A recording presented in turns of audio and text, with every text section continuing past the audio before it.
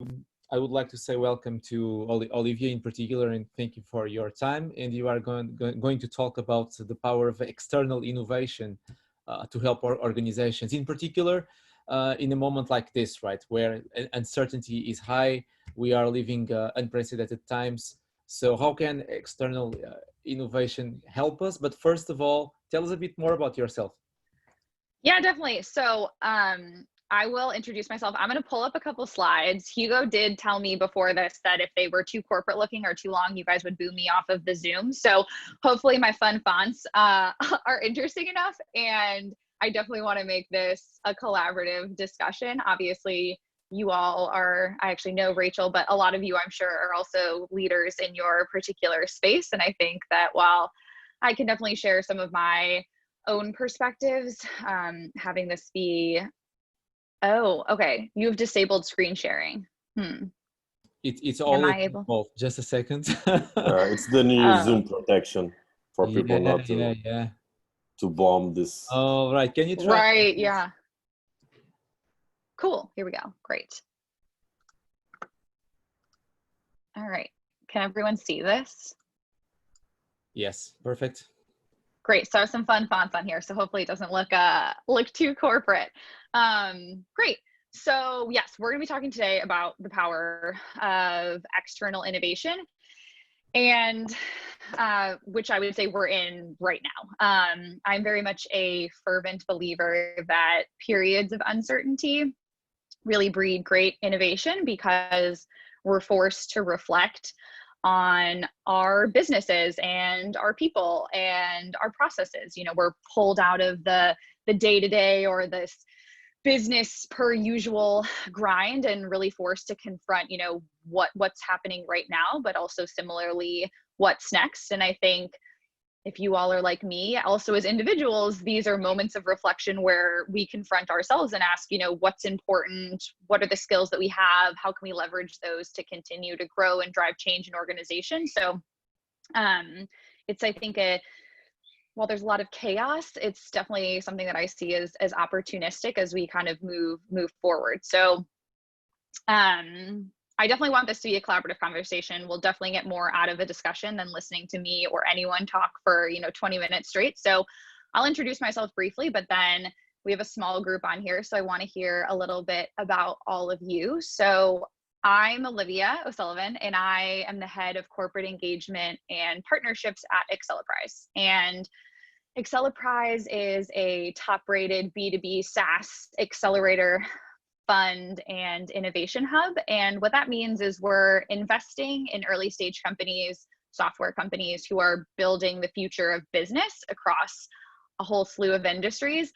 And we're also partnering with enterprise companies to help them continue to innovate and grow by tapping into these ecosystems. So I sit at the unique intersection of startups and enterprises. So I'm helping these little guys navigate these large corporate organizations, connecting them to potential partners and customers, and then similarly working with large enterprise organizations to help them ultimately drive growth, whether it be working with startups, investing in them, or tapping into external ecosystems. So I've sat on both sides of the coin. I used to run product and innovation strategy at Dow Jones. So I have experienced, you know, what this looks like on the corporate side, and then now have kind of a front row seat to how it's happening in the world of venture and in startup land. I am an avid ecosystem builder. So my favorite part of my job is being able to connect people together. I love building relationships and being able to connect the dots. And I'm also, my fun fact, an amateur endurance athlete. So I do a lot of trail running, races of that sort. I was supposed to run a marathon this past weekend, but that did get canceled. But that is me in Acceleprise in a nutshell. So before I dig into kind of all the meat of this, I would love to go around and have you introduce yourself, your role on your team, and then what your hope is for this quick chat today and what you're on the hook to deliver. And maybe some of those things have changed in the last few months, but excited to hear this from all of you. So Hugo, do you want to kick it off? Yeah, absolutely. So I'm a jack of all trades. So no, I did many things in my life. Currently, I'm in London. I'm a consultant, innovation consultant, which means that I help, in particular, legacy organizations to survive. So I'm trying to inject the best of the startup world in the old world of large organizations that are still struggling how to find better value propositions, how to optimize the business model. So every single day I can address problems related to the business model or the target audience, trying to find a new segments, which means from a methodology point of view, I work with design thinking, with lean startup, service design, customer developments, and these techniques are still not popular. But the things like project management are. So if we can explore new business models while we exploit the core business, the thing that pays probably the future, that's perfect. Before joining my current company, Capita, I'm a former entrepreneur. I've started two startups before. I've worked in consulting in Ireland, in many countries in Europe. And yeah, the Innovation Cafe is a pet project that I'm running now, trying to connect all of us. So we are probably struggling because we don't communicate easily between us. We don't know who we are because we are quite new in the corporate world. We are the innovators in the room, and that can be kind of lonely. And by the way, a very dangerous career if people don't understand what we are trying to do. I also run in part time. I pretend I run half marathons I and love 10 it. kilometers. Okay, over to, I don't know, Marco. Hey, I'm Marco. Hi. Like Hugo, I'm a Portuguese lad living in London. I also work in innovation and strategy. I actually was part of Hugo's team quite recently in Capita.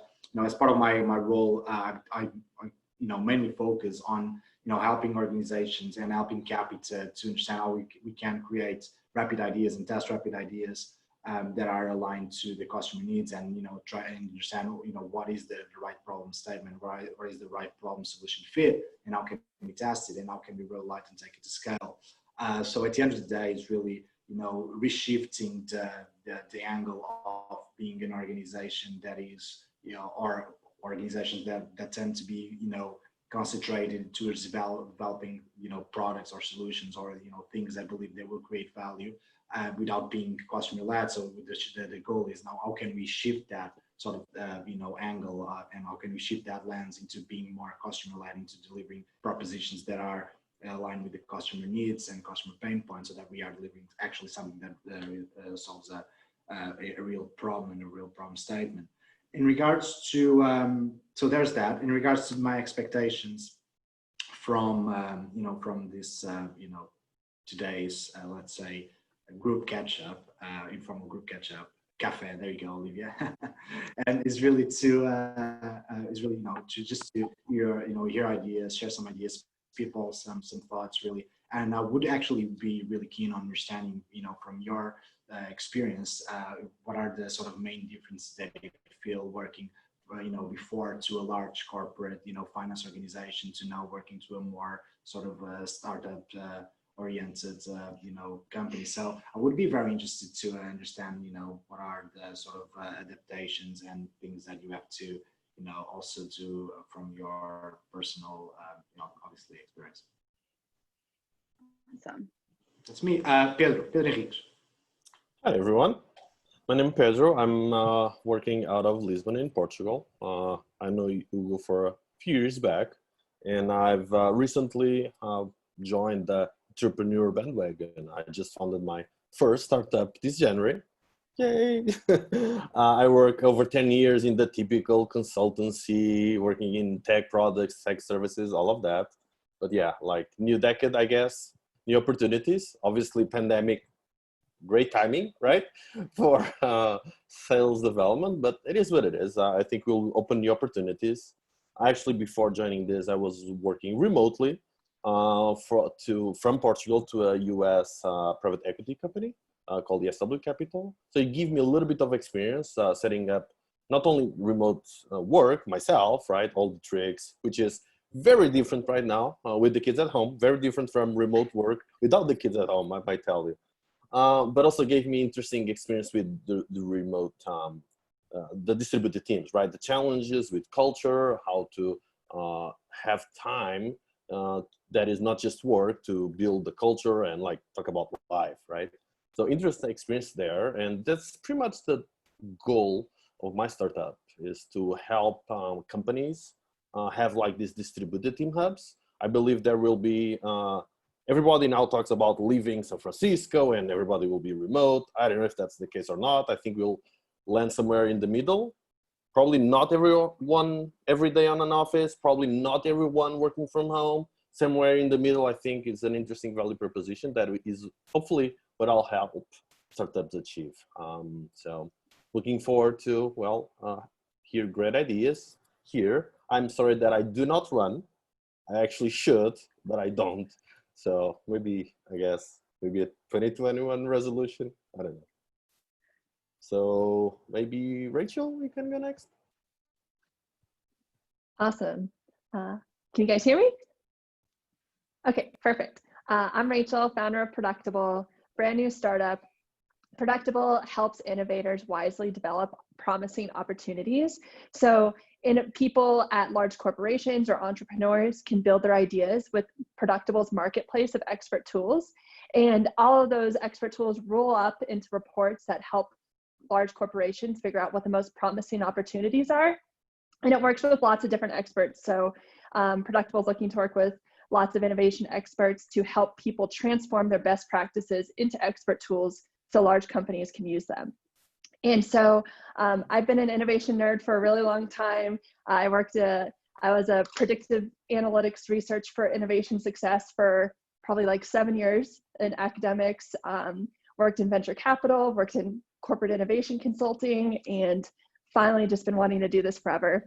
My hope is Olivia always brings lots of inspiration. Every time I talk to her, she's thinking about things differently. So it's not so much something specific, but I'm just excited to hear what she has to say. And I'm on the hook for launching my beta really soon. So we should have in the next week or two. So that's my hook. And oh, am I supposed to pick someone? Yes. Yeah. Great. Let's do. We just invented this concept, so. Perfect. What about Kiki? Are you there?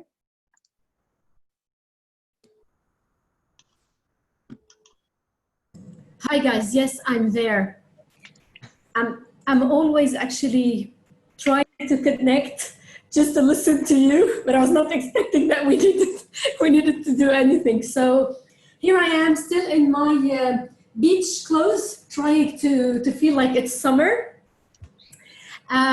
So my name is Kiki. My real name is Christine. I am actually an executive coach with a lot of other stuff. The last thing that we've opened with a partner of mine who's an investor is Fit to Lead, which is focusing on mentoring and coaching entrepreneurs, basically scale-ups. So I'm super interested in everything that is related to innovation. What is it that I hope for? That's the point. Yeah, what are you hoping to get out of this conversation today?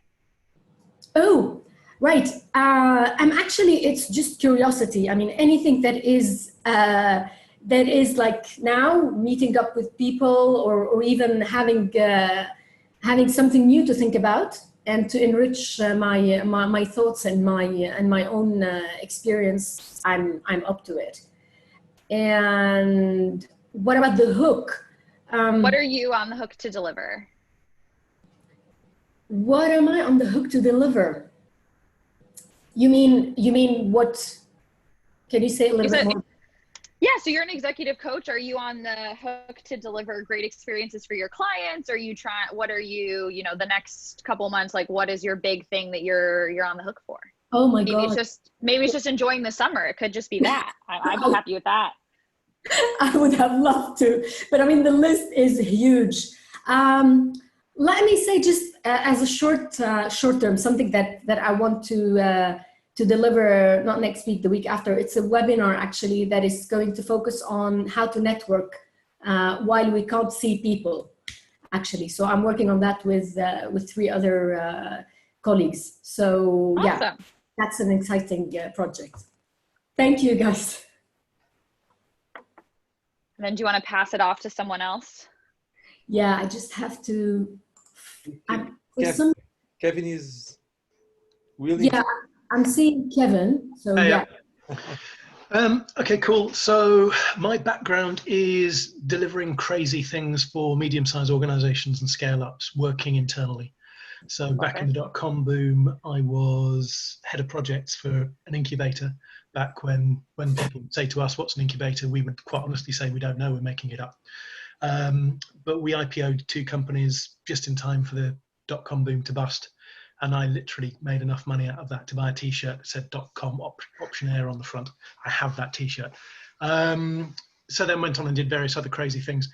At the moment, I run a team called Agency My, which is an external digital resource sort of agency, but with a different business model, helping scale-ups or organizations who've hit a point of radical change in terms of delivery of digital assets and work. So you say, what are we on the hook for? For example, the last 2 crazy things that a client turned around to me for was, one was we spent a couple of million of the money that we raised on R&D. Our tech is brilliant, we have no product. Can you build us a product in 4 months, please? It's like, yeah, that'll be fun. And I've just joined an organization as a CMO, and the organization's told me what I want to achieve, what I have to achieve, and I've seen our digital assets and they're dreadful, and this website's embarrassing, and I have nothing else. Oh my God, help. So that's the sort of thing I'm on the hook for. And in terms of what I want to get out of this, I always feel like a complete fraud here, because Hugo talks about, innovation in big corporate environments. I'm dealing with scale-ups. I'm dealing with people who've got 10 employees, 200 employees, whatever.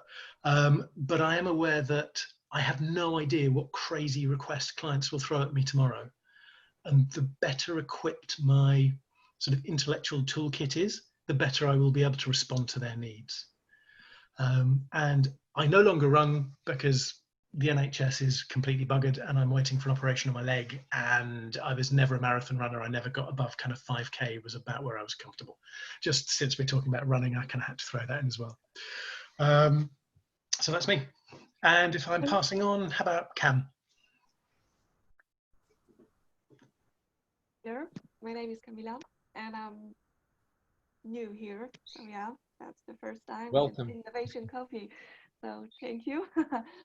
And I'm working at the innovation consultancy that is helping the small organization and big ones to kind of start up with their innovative ideas, and we are helping them with the process of innovation and going through that with as less pain as it could be, as much tools as we can give them. So yeah, and but it's actually funny. I will be presenting my idea here tomorrow with Marta Ifland. So yeah, I'm here a bit to see how it looks like and see how it's going on. So yeah, I'm a bit stressed, but yeah. And what I want to get from this is that what ideas do you have, guys, and gain as much knowledge as I can. So I think it would be a really interesting experience for me. Awesome. So, okay, so now I will choose someone, maybe Eduardo. Hi, thank you. Not sure if you can hear me, but I assume, yeah. Okay, I see some knockings. So my name is Eduardo Penedos, and I work for, or used to be, a startup company. It's called Nutanix. And my role, I'm business developer for network and security in EMEA. So I'm perhaps the less innovative person here for what I heard so far, but I have been the luck to work in most of the most innovation companies in the last 20 years. So I'm here today to learn something, and I'm here also for the hook. In terms of the hook, I need to deliver great sessions for enable sales, pre-sales channel in EMEA for driving my 2 products that I have currently on my shoulders. So I'm expecting to hear ideas, share knowledge, basically. So with that, so this idea of selecting someone is very nice, but it becomes difficult to know who spoke. So I think Antonio Bento, that's the one that I think hasn't spoke so far. Hi there, everybody. Nice to be here again. Hi, Hugo. I joined since from the beginning, and from 2-3 weeks now, I've been a little busy, and fortunately today I can attend. It's a pleasure to be here with you. I'm a founder of Sikit22, a small company that I found 2.5 years ago. I did all the way since the beginning of my professional path in consultancy, management, human resource management. After that, IT, program management, change management, and so on. And 2.5 years ago, I left it all behind and I decided to have more fun and founded this small company. Nowadays, I'm working especially in what I call integration systems, because there are lots of things that are already invented in organizations, and they need some help to put the puzzle together and to go for other steps in the way, innovating and so on. So integration systems, business continuity, and change management are my focuses now, using some techniques and tools like gamification, design thinking, etc.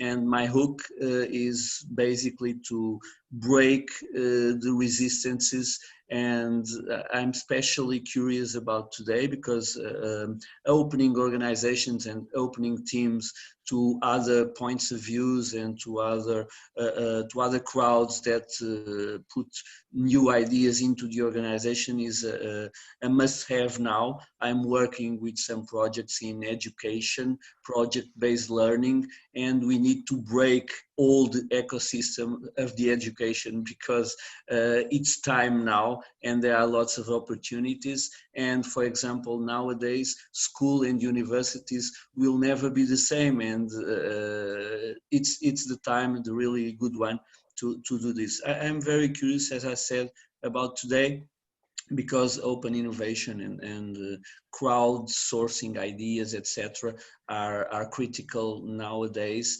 and they match very much what I'm doing to break the old school minds. That's what I'm trying to do. And I need to name someone to.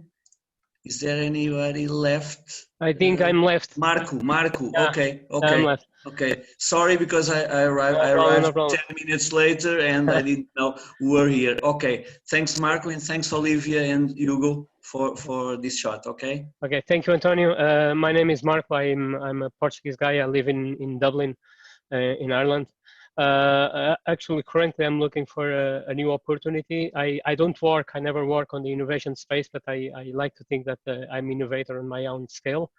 I was always the challenger on the room. I always think outside of the box when I work on teams, and that's my motivation. And I joined this group because I saw a very big motivation on terms of innovation and how we can impact or change on these times.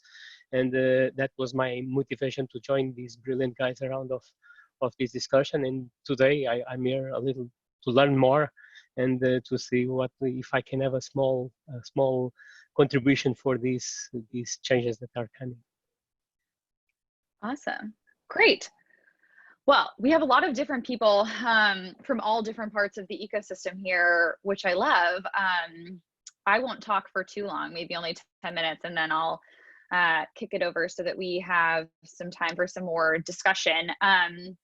So before I think we dive into things, I'm hoping to set the stage, have an alignment point on innovation. So when you think about innovation, it means a lot of different things to a lot of different people.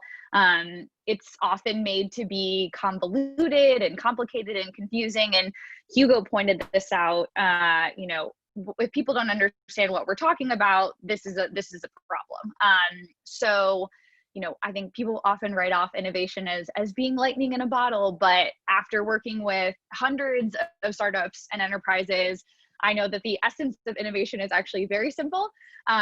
We can disagree on the nuances of it, you know, whether it's sustaining or disruptive or incremental or radical, but I want us all to agree for the next 33 minutes that we're going to think of innovation as new ways to look at problems and new ways to solve problems. So let's dive in very quickly to kind of set the stage in terms of the state of innovation at a macro level. You know, even before this global pandemic really turned the world upside down, and for many of us turned our business upside down, you know, what does this space look like? We've got people who are founders in the startup space, starting new businesses. We have people on this call who are consultants, kind of sitting like me at the intersection of startups and large companies. We have people who are somewhere in between. So what does this ecosystem look like? Well, I would say it's easier than ever to start a company and in many ways scale it. Now, this in no means is that it's easy to start a business. You know, I see thousands of startups every year, and I know that scaling a company can be very difficult, but today, you know, someone with a computer and some basic coding skills or even no code can launch what will become, you know, a credible business. Software has made it cheaper. The internet and access to information has democratized the ability to do this. And every year, as someone who works in venture, you know, hundreds of billions of dollars of capital, venture capital, is deployed every year to push businesses towards growth, to push early stage companies towards growth.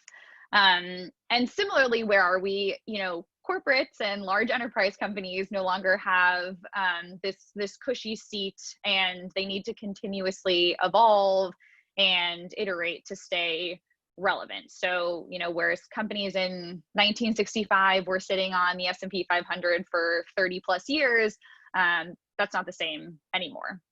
You have customer demand that is changing rapidly. You have easier access to build new companies. And when this comes together, it really opens up opportunities for new market entrants. You know, as the cost of starting a technology-based business falls to record lows, it is easier than ever to start a challenger company. And so we see this small subset of companies, leading companies, you know, both born out of disruption, the Facebooks and Googles of the world, but also legacy organizations who are no longer relying solely on internal activities to drive innovation. You know, they're saying we're going to turn outward, whether to grow their top line revenue, to generate operational efficiencies. You know, they're saying, how do we look to other ecosystems to partner, to invest, to purchase? And some of the ones I pulled out here, you know, Morgan Stanley is a, you know, legacy organization that is vetting hundreds of startups every year for potential partnerships with their business. You have organizations like Intel Capital that is generating billions of dollars in returns for not only Intel, but their other investors, and companies like Facebook, who are, despite the fact that considered very innovative by many, are serial acquirers. So have, you know, acquired 50 plus companies. That's really increased their market capitalization since their inception in 2004.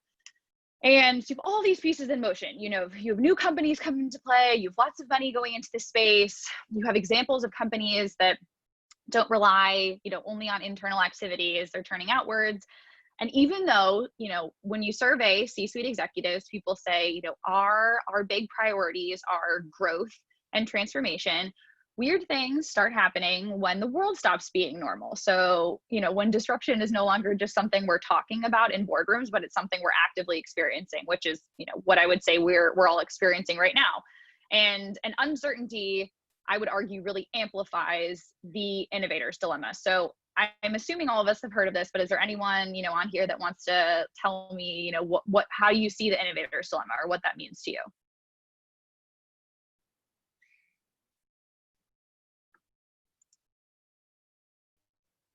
Anyone? I'll take a stab at it. Okay.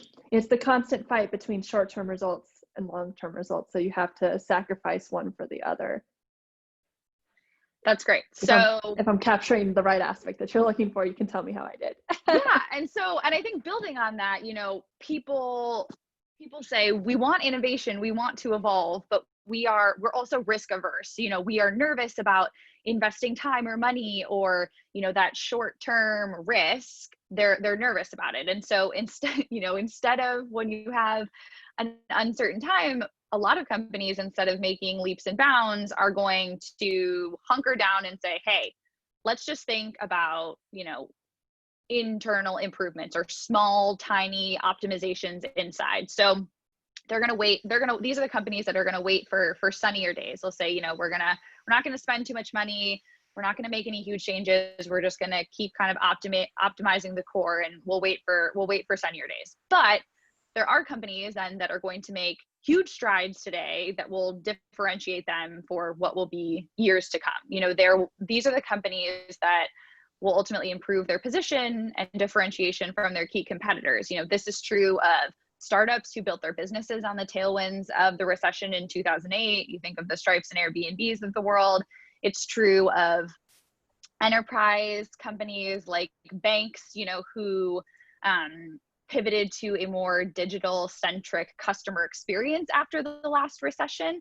And this moment of uncertainty is going to be a defining one. There was an interesting study actually that Gartner did coming out of 2008, where they looked at the 30 Fortune 1000 companies that accelerated out of the recession. And all of those companies, the one kind of red thread that went between all of them was they all invested in new growth opportunities. You know, they didn't just cut costs. They didn't just say, okay, we're going to wait until things get better.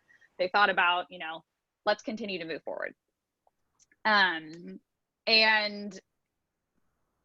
the way, in my mind, and maybe some of you agree with this, to de-risk innovation or de-risk problem solving is with external ecosystems. You know, I think when you rely on only your internal organization, your own problem solving processes or product development, it might not be enough, and it's hugely expensive. It's just maybe this huge upfront investment. But by tapping into external ecosystems and players, leaders can distribute risk while still investing in opportunities that are going to generate revenue or returns in the near term and during the recovery. So if you think about all the external ecosystems out there, you think about, depending on where you work, if you're a startup founder, you know, the external ecosystems might be SMBs, might be academics, research institutions, it might be large corporates. For a large corporate, you know, you have the startup ecosystem, all these different entities that have skill sets and expertise that you can tap into. So it's not only allowing you to generate, you know, further efficiencies on whatever internal innovation that you're doing, but it really provides new opportunities by connecting to other established players in the space. And so now I want to open things up for a discussion. I know a lot of us were talking about, you know, how do you shift these perspectives and kind of start this type of conversation. And when we think about this, and when I'm working with large companies, a lot of the things that we're thinking about is, how do you even start this type of conversation? You know, a lot of companies are spending 90+% of their budgets, their innovation budgets, on internal activities. And they might think like, oh, we don't know anything about open innovation, or we're not sure how to get started. And I'm curious for you guys, you know, how are you thinking about starting these conversations? I know for us, you know, we're looking at, you know, very questions that are tied to business challenges. You know, how are your customers' behaviors shifting or evolving? You know, what types of innovations or projects are in your pipeline right now? You know, what new challenges are you experiencing internally or with your customers? And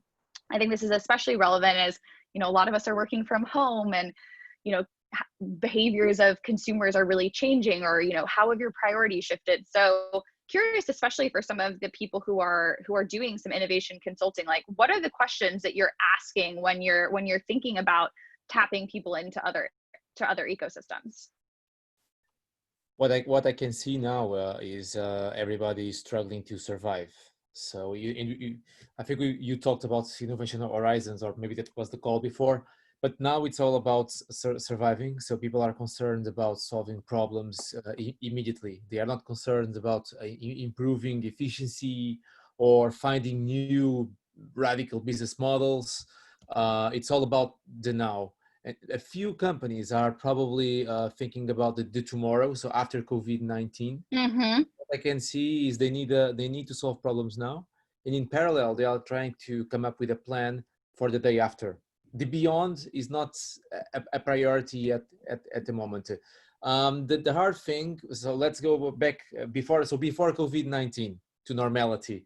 It's very hard to talk about innovation. So depending on the maturity level, so let's say the maturity is low. They don't even understand what innovation is. They think that innovation is technology.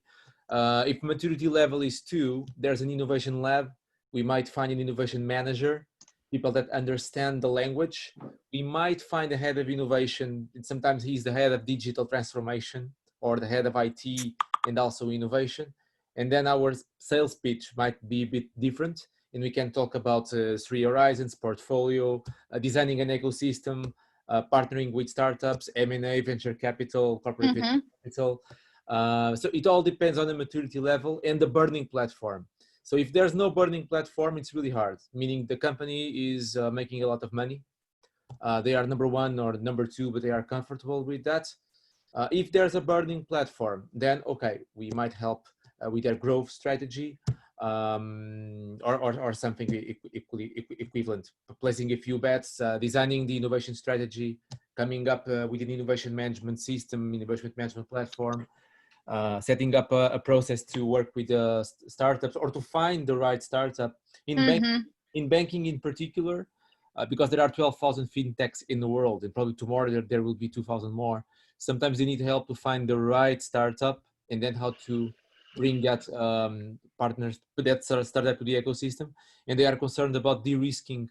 Working with that startup might be too small, or they don't trust the founder. I don't know. So they want someone in the middle, a bigger company to de-risk.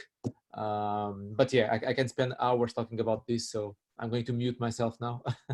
I think it's interesting that you mentioned something I actually spend a lot of time thinking about is you mentioned like, if they have a problem today, like that's what they're focused on solving. They're not thinking about like, how do we continue to grow? They're like, I have this immediate business need. You know, we have a company actually in our portfolio that does like contactless delivery and ordering and pickup, and suddenly their, MRR has skyrocketed because you have all of these restaurants who are saying like, oh my God, how do we continue running our business? We need software to help enable contactless delivery and pickup and all of these things. But what I think is interesting too is, we often use problems or,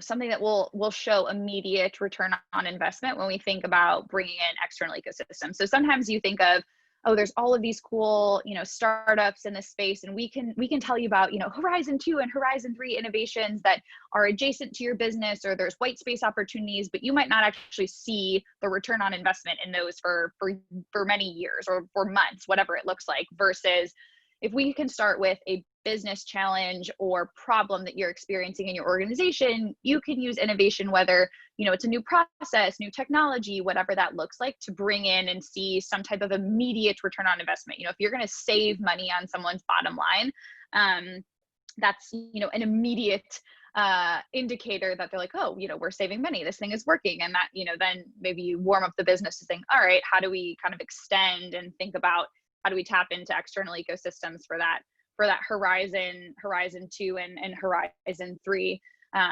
work. Curious if anyone else has what kind of questions are you guys asking when you're thinking about bringing in innovation, especially now? I think to Hugo's point, when so many people are thinking about how do I make sure my business is around in 2 months, how are you, bringing in this idea of open innovation might actually be a great way for you to stay relevant and continue to iterate your business when many people are like, oh God, I can't even think about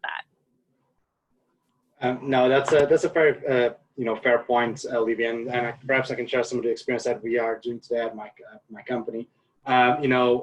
Just to give a bit of context, our company does, provide direct services, to our clients and companies we represent from a product, product delivery standpoint, and but also through like consultancy services. And when we think about the before COVID, the way we were operating was very much, big contracts, very much focusing to, customer management type of approaches with, big, long contracts coming in, and that all proposition changed. So the way we look at it is, try to understand, all right, what do we want? What is our, key priorities? What are our key challenges that we need to solve today? And the way we try to look at it is to create like a, a journey and identify what are the key, needs and the ones that are critical in order for us to move past this sort of pain points that we live today. And then, building that concept and looking into the problem space and the ones that really are critical throughout the journey. It's just really starting to collaboratively ideate around that and move into it like a more sort of in-depth concepts that we believe would be able to overcome that, and Danny's really trying to shape that from a agnostic technology standpoint, so that when we look into like possible ways of delivering it, also in order to mitigate the risk of investments, what can we resort to as a partnership sort of a type of lens in order to help us accelerate and boost the idea that we're trying to test and prove. And then rather than just investing a lot of big chunks of money up front, is really to rapidly test ideas to see it from a desirability and feasibility, but also viability point of view, if it makes sense. And you can do that quite rapidly. And with this iterative process, from what our clients are telling us, we are able to rapidly pivot and in short periods of time, deliver propositions that are more tailored and to the problem, rather than going with assumptions to the markets right from the outset. So I would say that the key premises is really first collaboratively identify the key needs, understand what are the key challenges that we need to solve right now, and as we go through that, try to use like a more ideation process approach to solve the problems. And leave technology as something that can underpin that, but that is not sort of a dependency. So which obviously opens like a whole sort of new range of opportunities, especially from a partnership point of view, which will allow us to understand, okay, yes, we know what are the pains, we know what are the gains that we can achieve. Let's look into a sort of a project delivery point of view. What can we use and what can we test from that, to prove and validate if our assumptions are right or not. That's interesting. You mentioned mitigating risk, which I think is interesting, because I'm assuming, since we're all on this call, like we all collectively see the value in being able to open up teams and organizations to new ideas and new ways of thinking. And in many cases, probably we are that first layer that people are interfacing with to kind of open the aperture. So if we're working in the innovation consulting space, we're opening the aperture for large corporates. If you're in the startup space, you are probably having conversations with potential clients or customers where you have to say, let me open the aperture to, mitigate the risk and show you the value of working with an early stage company. So I'm curious, for those of you who are, entrepreneurs and maybe selling your products into people, or, you're doing a lot of heavy lifting in terms of convincing someone that take a bet on new technology, tap into this new ecosystem that maybe they've never used before, or if you're working with SMBs, like, how have you guys thought about mitigating risks or starting some of those conversations to open the aperture for people to work with different types of ecosystems? So I'm happy to jump in. I might speak a little bit to the last point into this one for both of them, because I'm somewhere in the middle.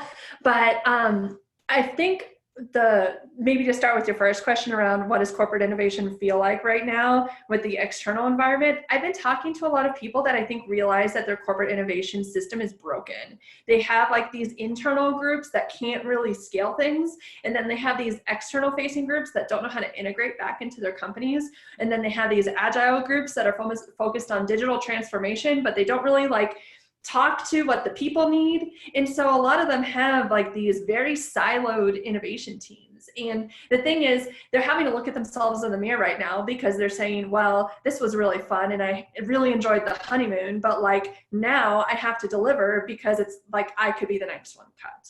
And so I think the cool thing that's happening right now is we're able to have a lot more honest conversations and create new type of collaboration. So now I get to have a conversation with an internal person and an external person, both at the same meeting at the same time. And we're having a new conversation around like, what's the new way we're going to approach innovation to make it actually work at your business? Because you need to scale faster. You need to be working with all these external groups, but you also need to actually make sure that it can create real value at your company.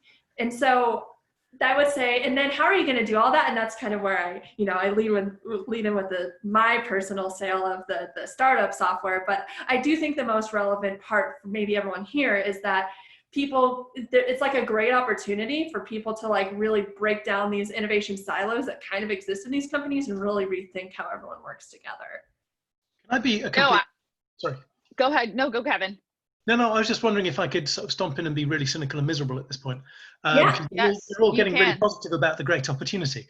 I'm remembering back a few years, I had just left a role where I'd built a network for product development, which was based around principles of open innovation, right?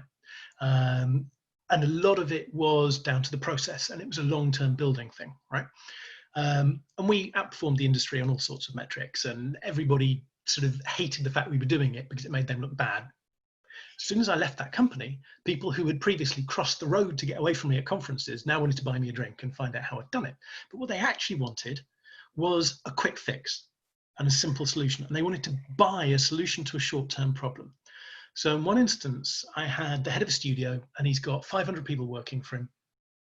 And he's got a massive problem that he can't hit the deadline he's been given for 18 months' time.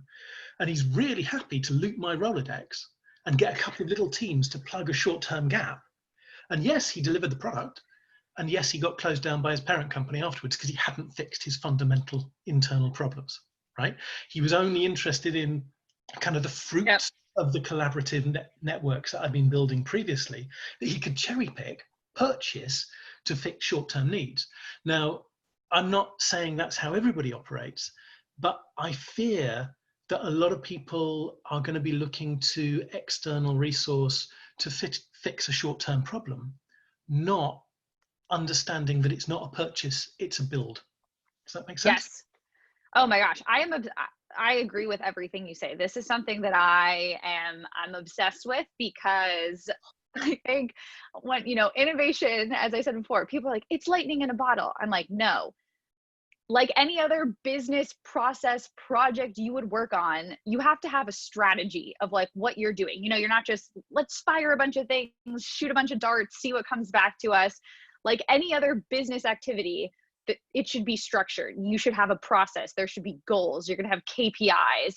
And I think it's important for people. You might have some type of internal strategy that's focused on innovation, but you're going to have, my hope, a parallel strategy that's thinking about external innovation. And the businesses I think that will have longevity and staying power in this is the ones who say, all right, we need to take a step back, and there's a lot of foundational building that needs to happen in our organization before we can get to all the sexy stuff of actually being able to work with startups or tap into external ecosystems.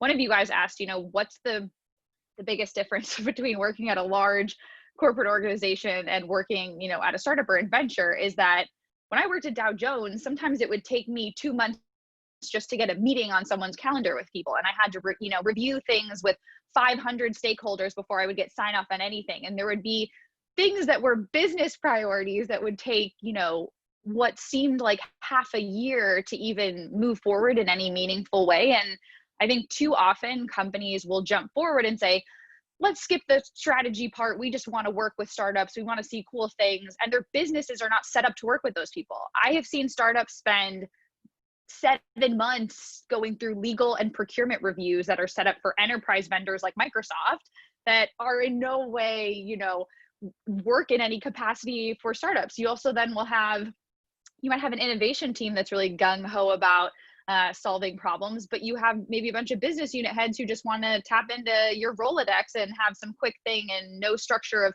how do their teams interact? Where does the budget come from? I think businesses need to take the time to say, yes, what's our strategy? What are the areas we're interested in? How do we make sure we're set up as an organization to actually engage with these different types of people? And then you get, the technology is the sexy part, or, you know, talking to entrepreneurs, like that's fun and interesting. But if you don't have that foundation set, you know, you're not going to be able to engage. So I totally agree with that. You know, having governance and structure and incentives built in is really important. And I think that's why we see, unfortunately, in a lot of the innovation space, especially in the consulting world, there's a lot of turnover, because you have groups that will do innovation projects, but they're not really teaching or arming, you know, their clients with any tools so that they can kind of build that skill set internally. They're just, you know, showing them or you know, handing them the Rolodex and saying, here you go. So I definitely agree with that. Okay, may I pick now a little moment? I would pick the ecosystems and the de-risk that you have mentioned before. And now, since we are surviving, I have met and contacted with two ecosystems, some companies and some public sector organizations, and it's really amazing and curious, because nowadays private companies are willing to take more risks, because it's a basics in risk management. The de-risk and the sharing of the risk with external parties are making them more open to share it, and to have someone from the outside to look at the processes and to try to get some new ideas, because they are living in uncertainty, they are afraid, and they are making some mistakes and errors, but that doesn't matter too much now, because they are willing to accept that, because we don't know what will happen in 3 months' time or in next month. So this is in the companies of industry and startups, etc. Curiously, on the public sector, mainly on education, people have discovered that there are stakeholders, that there are students and parents that want to belong to the ecosystem and want to share the strategy and the purpose of the educational sector. And it's curious, because on the last 3 months, people have discovered the focus groups, the gamification, some techniques that allow them to get closer to the external parties, just to prepare the next year. It's so simple as that. Since uncertainty is there, people need to prepare the next year, and in September, students will be back in a different way and in an hybrid model. So they need to capture ideas from the outside. That was one thing that they weren't too much for that until now, but now they are. So I think in the public sector there are lots of opportunities now, because surviving depends on making the stakeholders be present and sharing ideas and bringing new blood to the organization. So two types of ecosystems that are behaving differently, but with the same focus, surviving, but looking at the purpose, and they need to rethink strategies nowadays.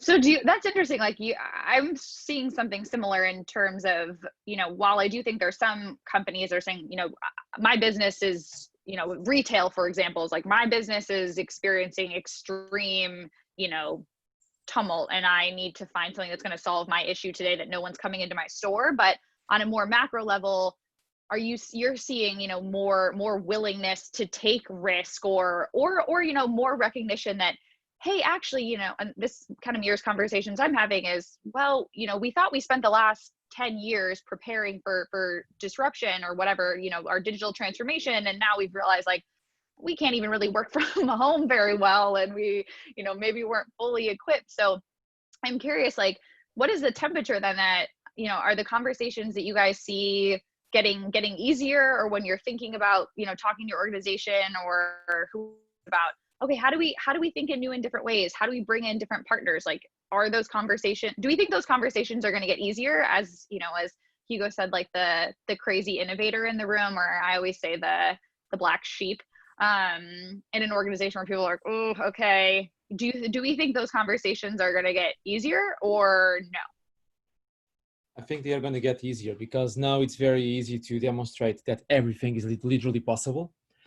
It's possible to work in a different way, radically different way.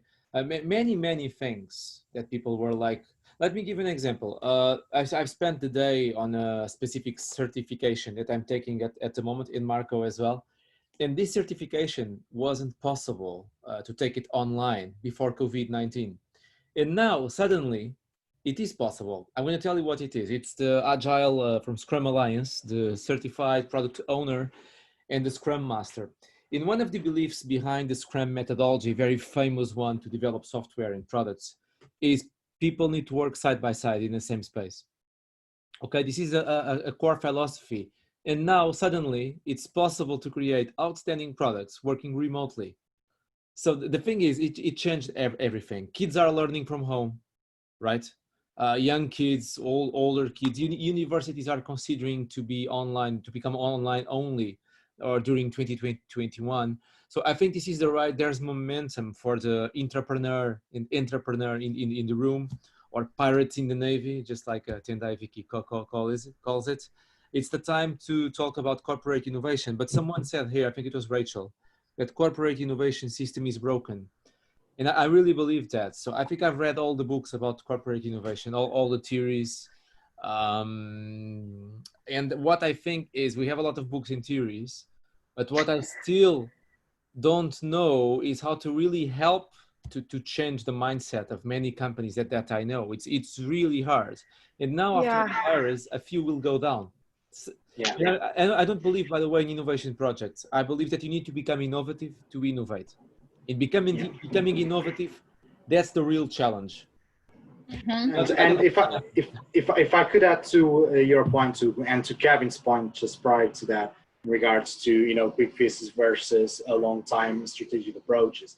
At the end of the day, the COVID-19 virus, brought us the opportunity to at least make a step back and really look into the problem from a different angle, because effectively in some scenarios you couldn't really find an alternative, as some stats prove, like for example here in the UK, like 50% of the jobs still can't be done remotely, for lower income type of job profiles. In higher income, like consultancy technology, that number jumps up to 70%. But if you look into the quick fix, perhaps the quick fix, if you are a warehouse facility, it needs to be around, what measures can I put around proximity in order to, make sure that I have the right safety sort of social distancing, measures in place and so forth.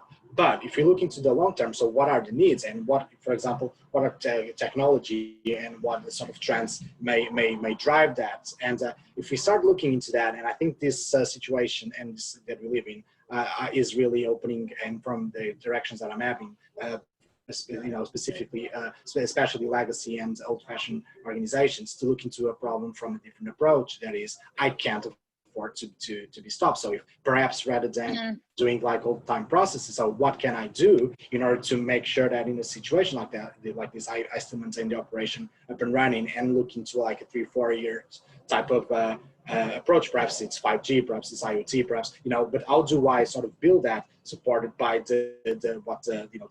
my end users, my clients, my stakeholders are telling me, so that I can put a process in place. So it always goes back to looking to, to the problem from a customer-led angle, and from a, necessity problem space definition, so that we look into what can we build up from there, from a, a strategic, longer approach point of view, really.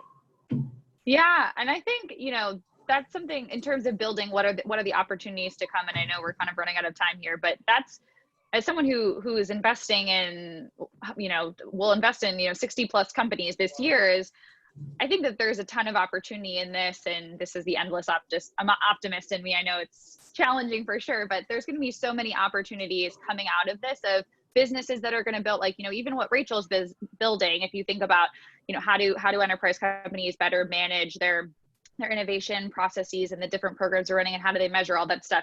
That's something that people may see a huge need for that they didn't even recognize before. There's going to be so many opportunities for the founders and entrepreneurs that are going to, the tailwinds of this, you know, changing customer behaviors, how people shop for clothes and all of these things, these shifting consumer behaviors, I think are going to provide huge opportunity. But the pessimist in me, which touches on Hugo's point, is there's a lot of companies who still have what I call their head in the sand, and they're like, we've done this for 130 years. We're just going to keep doing it. It's worked really well for 130 years, and if we keep doing it, it's going to be great. And I think, unfortunately, while I would love to, you know, bring that person under my wing for a couple of weeks and say, like, look at all this stuff that's out there. You know, look how your industry is changing.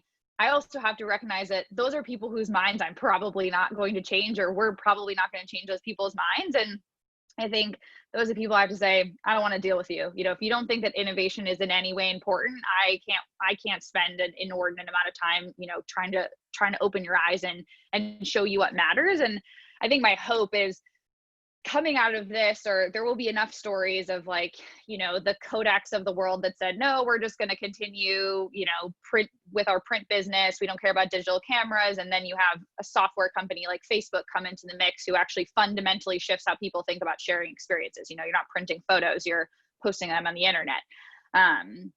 And I think there'll be, you know, hopefully one day, which is unfortunate that there has to be people falling or companies falling through that, but enough examples that more businesses will say, hey, like, we think this is important. We recognize the power of, you know, opening the aperture in our organization and bringing in partners and working with entrepreneurs and bringing in, you know, really fundamentally shifting the mindset of our business. So that's definitely my hope. Yeah, if I can add to that, I think I always like to make like parallels, and I loved one book on genetics called The Selfish Gene, and applied to corporations is the corporations that are better adapt today are the ones that will close tomorrow, right? Because they are so well suited for what exists today. When a disruption comes, they are not agile enough, right? If you are just not as adapt to what happens today, you're already thinking on how we can improve, right? So it's really hard for incumbents not to optimize to their current revenue streams, right? And when they optimize for that, the short-term gain, the stakeholders, right? They just start lacking the ability to innovate and prosper in what is next. No, that's a good point. I think that is where the value of external partners comes in, because as I was saying, if you, at Dow Jones, it took us 6 months to do anything, schedule a meeting. It's like, right, if we wanted to be able to do something quickly, we had to say, who's out there that actually is probably better suited to do this than we are, and that we can tap into their expertise. And I think you can think about how do you evolve the, you know, ability for your organization to be more agile and pivot more quickly, but how do you tap into people who are better at doing that than you are, so you can get those skill sets, you can acquire them? I think one of the things that, just thinking about Pedro's comment about revenue, I'm struck by Olivia's idea, I'm going to invest in 60 businesses this year. And actually that is the revenue for those startups. If they're pre-revenue or they're looking for really the rocket fuel to drive their growth, then somebody who comes in and says, I'm going to invest in you, subject to you opening the aperture, considering these other options, is massively powerful. You know, that ability to drive that change of attitude from the top with money is, you know, a huge, huge lever. That's awesome. Yeah, no, the problem I would say are the smaller ones, are the really big ones, right? The really big ones, very successful, they can fall victims of their own success, right? They are money printing companies, right? So why change what is working so well, right? Efficiency and optimization and avoid deviation and all of that is cutting the space eventually for innovation. At least that's how I see it, right? Because they optimize for what exists now, right? And so whatever comes next, they are not optimized for that. And they don't have enough fat in the organization, right? To kind of be agile and think and explore other stuff. So I think external innovation, that's the only reason, the only way really that big corporations probably can innovate, when they really focus on keep optimizing for what they do, right? They need to buy externally.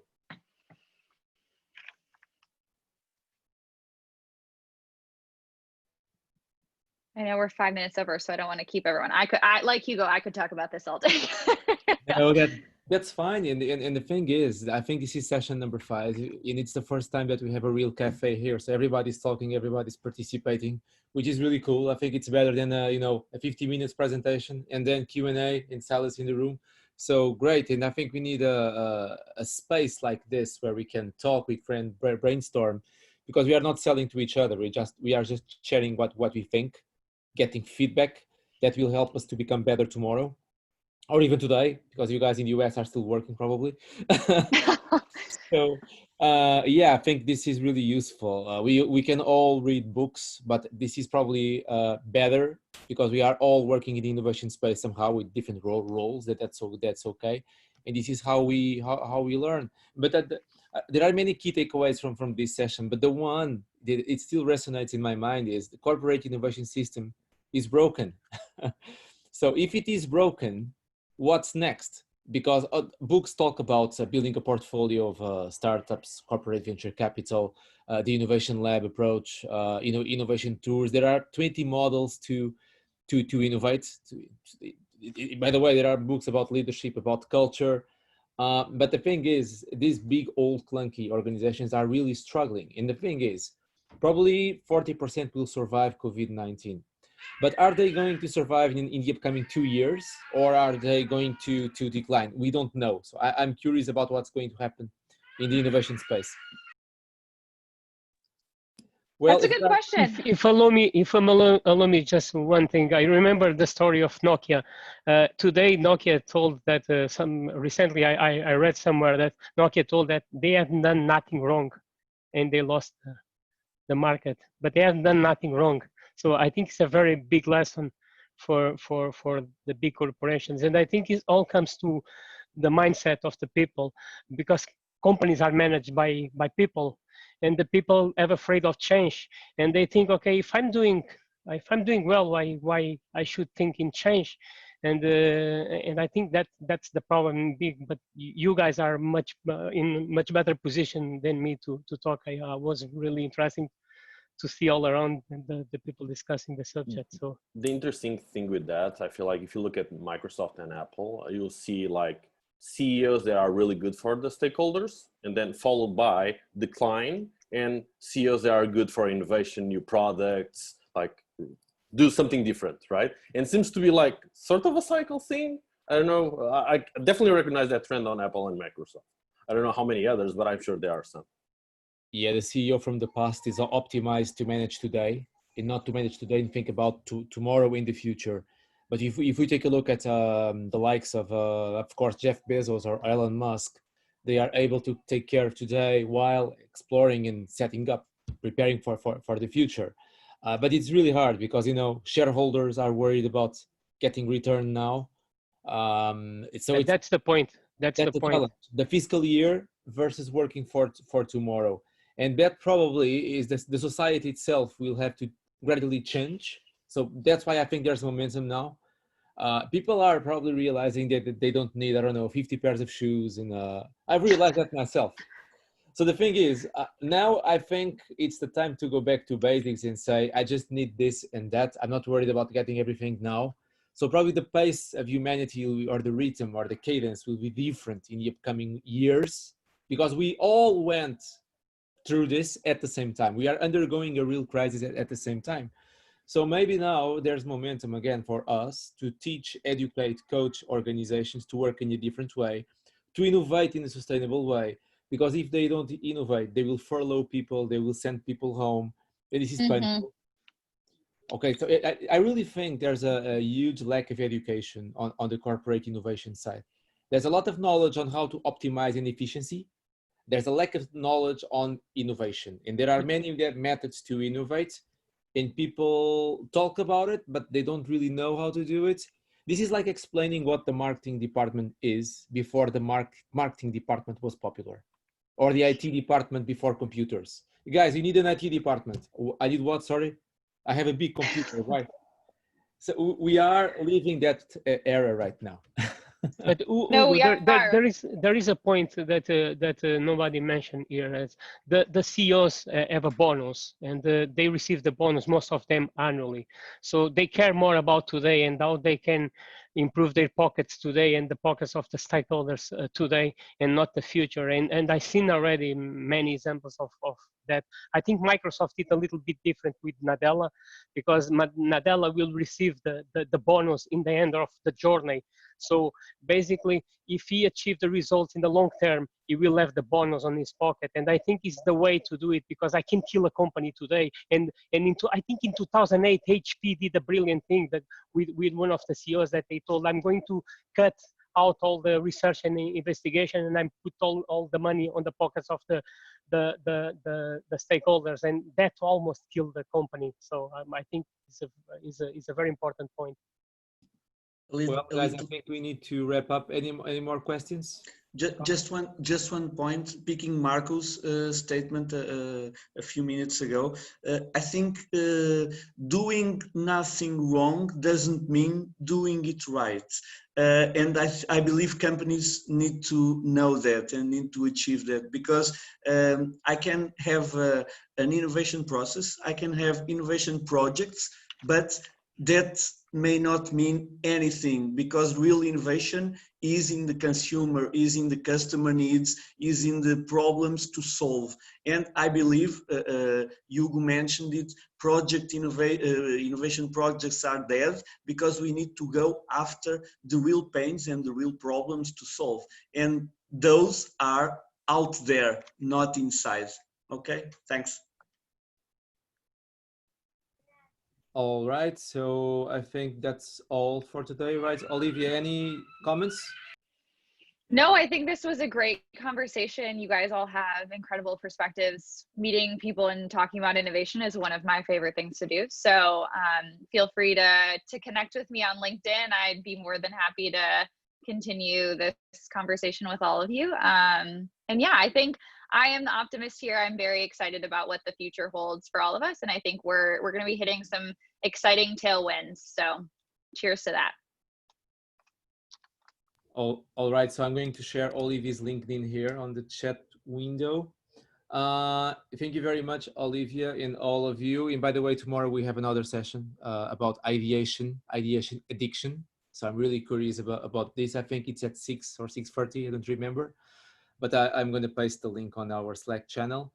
So thank you all, and let's stay in touch. Okay, enjoy your rest of the day. Bye, guys. Have a great day. Bye. Bye. Thank you. Bye.